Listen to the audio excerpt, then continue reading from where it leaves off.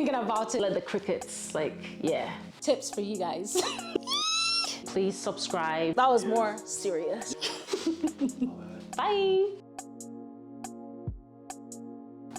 Hey guys, welcome back to Soro, and today we're gonna talk about mental wellness and self-care.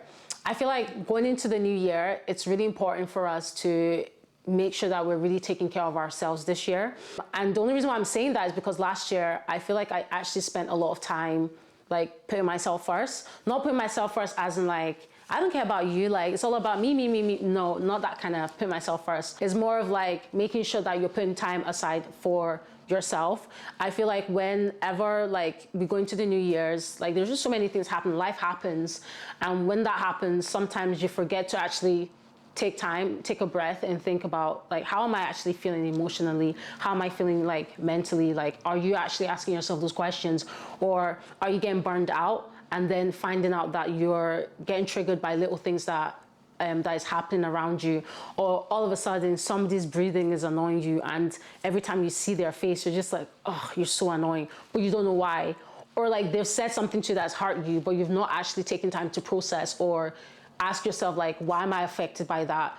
And now like anything that anyone does or says, or if they say a specific thing, you're already triggered. Uh-oh. And even when I say like your self-care, it's like taking time aside to really like do things that you enjoy as well. Are you doing that? If you're not doing that, then you're definitely going to be burned out. And then by the end of the year, you're having like resentment towards certain people and you're just like, what the heck, what happened? So I just thought that this is like a really important topic to talk about. I'll just give you like a few tips on what you should do this year. It almost feels like a year of like self-improvement, a year of like recognizing like your flaws, recognizing things that you need to work on, and also just like being able to like enjoy every process and celebrating your wins. So yeah, let's go.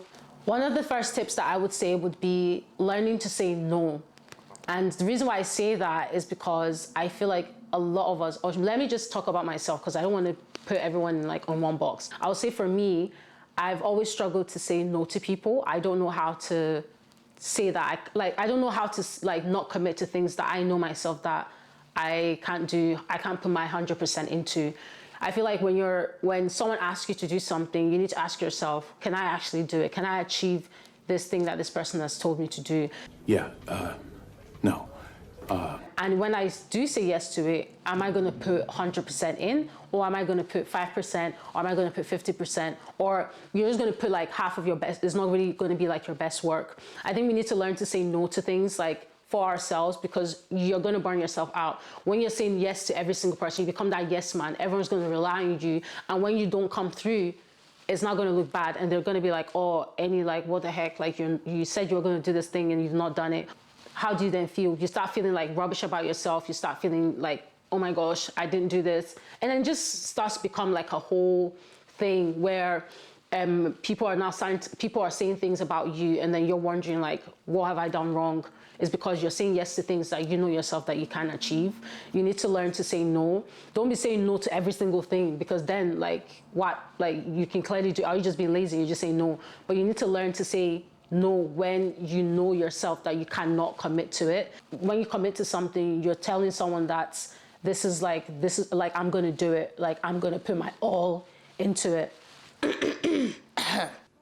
Clear my throat. Another thing that I would also say as well in terms of like saying no is also making sure that you're protecting your time and peace. Because if you're, like I said, if you're saying yes to every single thing, where's the time that you're having for yourself as well? If you don't have time for yourself and you don't have time to take a breath and just kind of like, re-energize yourself, like charge yourself back up, you're going to be drained. You're going to be physically, mentally drained. And the only form of like peace you're having is probably going to be when you're sleeping. And that might not even be peace anymore. That'll be nightmares, because all you'll be thinking about is all the stress and everything you're going to do the next day. The stress that you're carrying into your bed to sleep, you're going to put that into your mind as well, and then that can make you start having like nightmares, or making you having like sleep insomnia, like you're not sleeping anymore, you're sleeping at crazy times because all you're thinking about is like, oh my god, I have this thing that I need to do, I have to do this thing tomorrow, I need to wake up at like 5 a.m. and you've not slept, it's 1 a.m. and you're still looking at the time and you're like, God, why? Why, God? Learn to protect your time, and protecting your peace is so important, because like you need that. You need peace of mind makes you happy. Yeah. Another thing that I would say would be creating a routine, creating like time for yourself, such as like creating time to go to the gym, creating time to go for walks, creating time to like do the things that you enjoy. Like if you have a hobby, just pick a day and say that, okay, on this day, I'm going to do this. If you like baking, use that day to like find like a new recipe and challenge yourself and tell yourself that, you know what, I'm like, for example, crumble cookie. You guys don't know. If you know, you know, yeah. Crumble cookie is like my new obsession. Like, is this American cookies? Like, it's like, I know that it's probably like got too much sugar, and to be honest, you're gonna be diabetic by the end of like taking one bite. I've got diabetes. Glenn's got diabetes. But like, it just looks so good. Like, it looks so good. And they don't have it in the UK. They have like the off-brand, you have different people trying to make the version. But I've been trying to like find like a recipe, and I found one on TikTok. Don't worry, yeah, I'm gonna make it. So I found one on TikTok, and I was like, you know what, I'm gonna make this crumble cookie version, like UK version. That's made me really excited now, because like I know that that's a challenge for myself. I haven't baked in a while, but I enjoy baking, and that's one of like, I would say is one of my hobbies. But like just finding something that makes you happy is so important. Putting time aside to do the things that you like. If you like to watch a film, like take yourself to the cinema, and like you don't need to go with somebody else. You can just go yourself and just take time to just like enjoy like being in the same, like in your own space, and not having to entertain somebody else. Like you're entertaining yourself and you're enjoying being in that space by yourself. Making sure that you're putting time aside to do what you love is so important, because if you don't do that, you're always going to be trying to please everybody else, and you're wondering why you're not happy. And then everyone's like, oh my gosh, thank you so much, Annie, like, oh my gosh, and you're just there like, yeah, love it here, but really you don't. And then before you know it, look, starts to seep through, and then you're not even able to like enjoy being in spaces anymore, because you have not, like, you've almost like lost yourself, and you don't know who you are without those things around you. Another tip I would say is being like mindful, like putting time aside to like taking 5 minutes a day to kind of like reflect, taking time to like journal, or whatever it may be for you. Taking time aside to do that. One of the things that I have learned in the past like few years is like journaling. Journaling has been such a big thing for me in my life. And one of the things that I know that I do is like when I don't want to journal is because I'm trying to avoid my feelings, or I'm trying to avoid having to like let it out. Very demure, very mindful. Because there's a thing about putting pen to paper. It's almost like a release where you are like letting everything out that is in your mind, and you're writing it down.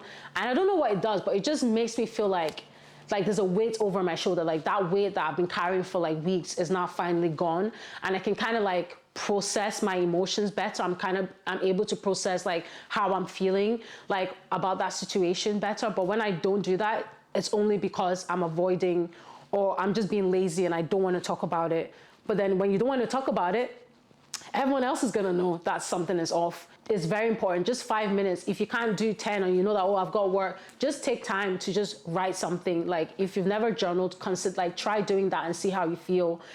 Speaking to someone, or just having like 5 things that you want to do like that day, 5 things that you're grateful for, is that goes a long way. And before you know it, like every day, like as months go by, you're going to be writing more. Something that you're doing like one sentence, you start having paragraphs and paragraphs of things that you want to talk about. And even things that's something so little that happened during that day that you didn't realize annoyed you, you're able to kind of like highlight areas that's you are annoyed, like highlight areas that your emotions was like either high or low, and then you're able to kind of like tackle that straight away. But when you don't do those things, you're just going to be all over your head. And me being an overthinker is such a bad it's such a bad mix. If I don't journal, if I don't talk to someone, just know that everything is in my head. And now when like I'm lost in like chaos in my head, and then the moment that like I then want to like speak to someone, or I'm having an issue with a particular person and I don't, and I've left it for so long, and I want to speak to that person, and that person's like, you know, when people say like, give me an example when I've done that thing, and you're like, then you don't know, and you're like, oh, like, and it frustrates you because you're just kind of like, I know you've annoyed me and you've done this thing, but I can't give you an example right now because there's like, I'm lost, like I don't even know what's going on anymore, because you've literally completely like lost like your train of thought, your thought. You know, when you're fighting with your friends and you guys have been going back and forth, you're being petty, and then when you actually talk about it, you're like, what were we fighting about again? Then you don't even know, because you've not actually like, you didn't actually take time to think about why that thing was like annoying you, or what was the reasons why you reacted that way. But yeah, I think for me, journaling is one of the tips that I would definitely give you guys, is to write something, write pen to paper, write how you're feeling. And you don't even have to like share it with anyone. It's for you. If you want to just write it down and then bin it after, then that could be your way of like release. You know, I've said it now. I don't need to talk to anybody about it. I don't need to talk about it. Just bin it. Burn it if you want to be extra, and be like, oh yeah, finally burn it if you have to do that. Burn. Just do something, because it's so important to like actually know what you're feeling, because when you don't, it just becomes like a mix up of like weird emotions, to the point where it becomes resentment and anger and all these other negative emotions, and it doesn't look good. Being just being a negative person makes you ugly, and it's not even ugly as in like you look ugly. It's just like a stink. It's like a stink. Like everyone else feels it, and it's mess up, because I do that. And I hate it. And when I start to see that everybody else is feeling that way, I instantly get so annoyed at myself, and I'm like, oh, why did I do that? Why did I react that way?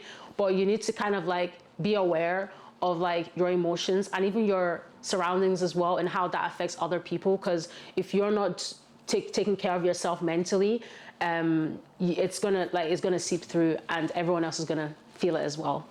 Another thing that I would say would be surrounding yourself with supportive people. And I know everyone always says that, but it's really important for you to surround yourself with people that actually want you to grow. They want the best for you. If you're surrounding yourself with like negative people, you're surrounding yourself with people who you feel like you don't really trust, like no matter how you're trying to like better yourself, they're not gonna do nothing. They're just gonna be like, oh, okay, oh yeah. What's that saying that people always say, like whenever you say something, like you tell them something that's going on in your life, and they'll give you one backhanded quote that they saw on TikTok, on Instagram, and say, when life gives you lemon, or whatever that rubbish that they say, yeah, and you know damn well that they don't care. Like they don't care about what you have to say. They just want to have that like fun you. They don't want to have that you that is like really sad, and they just want to have fun. That's those friends. They just want to have fun. You need to be able to highlight who are the people that should be in your life. Is this person only there as in like an acquaintance, like they're only there for like vibes? Is this person actually there for your spiritual walk with God? Are they there to like help you, like whenever you're going through stuff, like spiritually? Are they actually there for you? Like you need to know what people are there for. Like you can't be putting everyone in one box and saying that like, yeah, these are my friends, because throwing friends out there is actually like, in this day and age, you can't be calling everyone your friends. Like you need to be really careful who you call your friends, because someone can be your friend right now, yeah, but that friend, yeah, is like actually waiting for you to drown. They're just sitting there like, oh, why is all these good things happening to her? Oh, she got a new job, she got a new promotion, but secretly they're like, ugh, like how come she got that? I've been praying for that. I've been dying for that, and she got it. What the heck? Haters gonna hate. Like then they're just like, you have like jealous people, jealous friends, so-called friends, and you don't realize it because you're just like out here telling every Tom, Dick and Harry like everything that's going on in your life. You need to be very careful like who you speak to, because those same people could actually be affecting your mental health, and you need to actually take a step back and ask yourself, is this person like good for me? It doesn't mean like you have to like cut them off in a way where it's like you guys now end up like hating each other. Like you can even do it silently if you feel like, if you already know like the kind of person that they are, and having a conversation with them is not going to do anything. Sometimes you can just remove yourself, distance yourself, and before you know it, they'll kind of get the message. Some people don't get the message and they'll be acting like oblivious, and they'll be like, oh, I haven't spoken to you in like 5 years. Like, what's going on, girl? Like, sis, we ain't friends. But some of them, like, you might have to have that conversation, and some you just don't have to. But I think it's really important to surround yourself with supportive people. For me, like surrounding myself with like my church people, like they're my support system. My family is my support system. My friends are my support system. Like knowing distinctively who these people are, like you need to have a definition of what people are, like what roles they play in your life. And when you're able to know that, you're not going to be upset anymore. You're not going to be triggered by certain things that people do because you don't have those expectations about them. In Genesis, like it always talks in the Bible how Adam was by himself. Adam had everything, and he still felt very like, he's not like alone, but he still felt like something was missing. And that's when God made Eve. I think one of the things that I always remember is that in this world, we are always meant to have someone around us. Like we have God, but we need to have like a partner. We need to have a support. And I feel like as humans, we do need support. No matter how much someone says, no, I don't need anyone. I don't need anyone. I don't need no man. I don't need this. I don't need that. Like, let's be for real, yeah? Those people that say that, you're always constantly looking for something to make you happy, and you never seem to know why you feel so empty, or why you feel like so like lost. And I'm not lost. You might want to travel, like, do you know what makes me happy is traveling. When all the traveling stops, what do you have then? Let's say you're a music, like an artist, and you're going around the world and all these things stop. What do you have then? You need to have something that's actually sustainable, that you can tell yourself that when all this is taken away from me, am I still going to be happy? You need to have a good, solid plan when it comes to like finding joy. I think joy is such a big thing, like that we don't, like a lot of us have like forgotten about. We're not really as joyful in life, but you need to find those things and ask yourself like what actually makes me happy. I think that's why it's so important to have a relationship with God, because when you actually have a deeper understanding on who God is and who Jesus is, like no matter what is going on around you, it doesn't really matter. Like things can come and go, but at least you know that like, I know what I have. I've got God, so cool. Like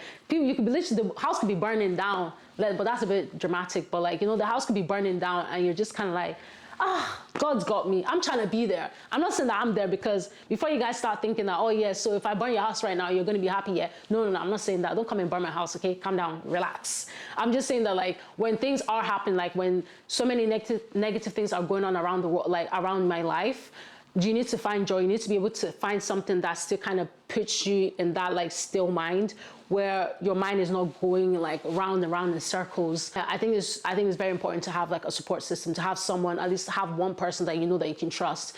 One of the other things that I've learned, that I learned last year, was actually understanding your body as well. While we talk about like your mind, your mental health and your self-care and all these other things, you need to also learn to listen to your body, because sometimes whenever you're feeling stressed or you're feeling all these things, you might like, it could start to affect your body as well, like how you feel. Like for example, you can start having chest pains, because I used to have chest pains a lot. Like I would get chest pains when I'm feeling really stressed or anxious, like, and it will start to build up when it gets worse. Like and I don't even realize that I'm like stressed out, but the chest pains would get worse and worse and worse, to the point where I think one time I collapsed because I was so stressed out, and I didn't realize I was that stressed. Like I was feeling anxious, and then even being around a certain person would just like bring that anxiety back up, and I'll be like, I was like, why am I feeling that? But I was like, you need to actually be careful. Like when you overthink and when your mind is running like 100 miles, like it's just like your mind is just like all over the place. Sometimes it could actually have an effect on your body, and you need to actually take time to like listen to your body and ask yourself like, why am I feeling this way? When a certain thing happens and you see like a reoccurring pattern, you need to ask yourself like, ooh, that's triggering, like, and that's not like, that's affecting me in a negative way, and I can feel I'm getting this chest pains, or I'm having a headache now. I start like this reoccurring like stress, and this like pain starts to come. You need to actually seek help. You might consult a doctor. Or try and find a way to distress yourself or remove yourself from that place where your body is actually is also reacting to how you're feeling as well. And that's like a serious case, but those things are also really important to like be aware of. That one is like something that I really realized like last year. I used to just think it was just like a normal thing, like, oh yeah, chest pains, da da da. But when I went to doctor, like, are you stressed? I was like, nah, man, I'm living my best life here. What do you mean stressed? But there were other things that was stressing me out, but I didn't realize that that was what it was. And I realized that like, okay, when I'm around this person, or when I have to do a certain thing, or when I feel like I can't do something, and I overthink it for too long, I start feeling stressed out, and it could go on for weeks, and then all of a sudden I start having like chest pains. You need to be very careful. You need to actually remind yourself that like you only have one body, you only have one mind, and you need to take care of it. Like our body is the temple. Like we need to actually start to think that way, because it's not like, okay, I've messed up this man. Okay, next one, please. God, yeah.